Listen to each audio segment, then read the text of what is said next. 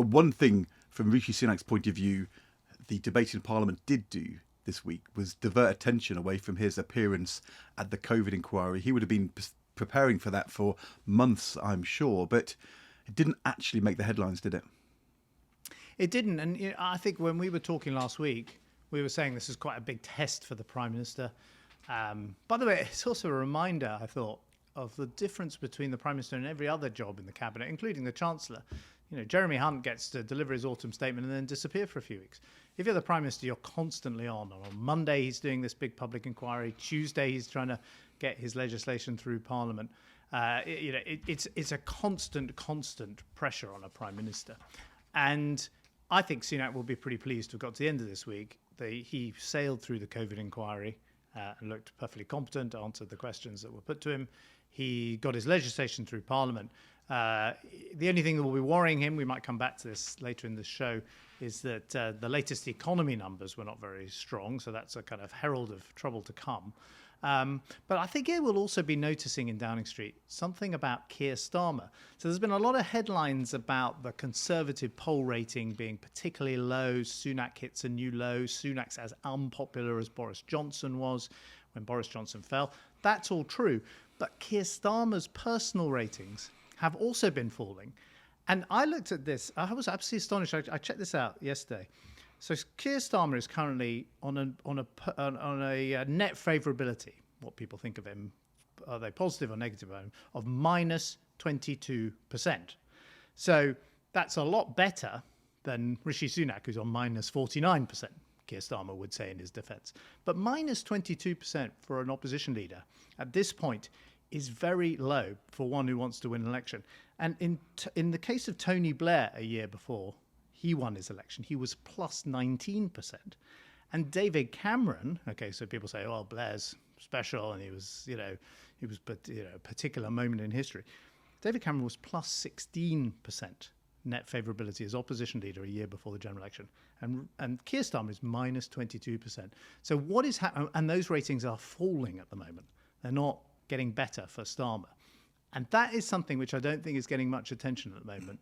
But in Downing Street, there will be all eyes on those numbers. So Keir Starmer's personal numbers have consistently been lower than the Labour numbers over the last 2 or 3 years. And, we've talked before about how, in part, that reflects the very short time he's been having to change the Labour Party, but also the sort of lack of excitement about politics in the future at the moment in Britain. And that is a problem for the opposition, because you want people to feel the kind of upbeat sense of the future that Tony Blair certainly managed to achieve in 1996-97. But the trend in the number will also concern them, because, there's quite a lot of evidence from other countries around the world of parties who lose leads in the run up to general elections. But part of the reason why that might happen would be if your party leader was losing standing. My guess is that this trend in the last few weeks will be particularly around what's been happening in Israel, Gaza, and the stance that Keir Starmer took on that issue, refusing to support a ceasefire, whipping his MPs to oppose the ceasefire motion, a big rebellion he faced. There'd be quite a lot of... Can I press you? Is that because it looked like he wasn't in control of his party, or people suddenly saw some divisions in Labour which they hadn't seen for a while? Or was it because the ceasefire is a popular cause amongst the British public?